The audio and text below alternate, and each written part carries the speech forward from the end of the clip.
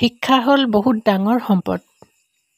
শিক্ষাই কেৱল নিজৰ উপকাৰ সাধন নকৰে, ই গোটেই সমাজৰ উন্নয়ন সাধন কৰে। ঈশ্বৰচন্দ্ৰ বিদ্যাসাগৰ। নোৱাৰো শব্দটো মূৰ্খৰ ভঁৰালতহে পোৱা যায়। Abraham Lincoln. আনৰ উপাৰ্জনেৰে ৰাজভোগ খোৱাতকৈ নিজৰ উপাৰ্জনেৰে পোৰা ৰুটি খোৱাও বহুত ভাল। Nelson Mandela. বৰ বেছি হুলস্থুল কৰা মানুহে জীৱনত একো কৰিব নোৱাৰে। হেম বৰুৱা। জীৱনক এক দীঘল যাত্ৰাপথ বুলি মানি লৈ আগবাঢ়ি যোৱা। তোমাৰ উদ্দেশ্য ঠিক থাকিলে এদিন তুমি সফল হবাই। ভগৱান শ্ৰীকৃষ্ণ।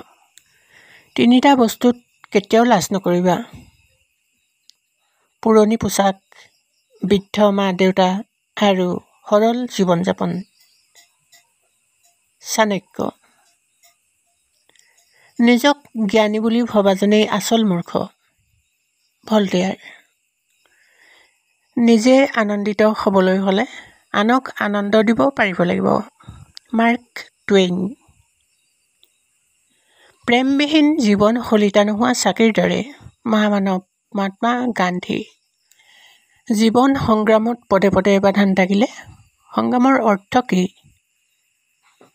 সহজতে পোৱা কোনো বস্তুতে তৃপ্তি নাথাকে, যিমান তৃপ্তি কষ্টসাধ্য বস্তুত পোৱা যায়। Thomas Hardy.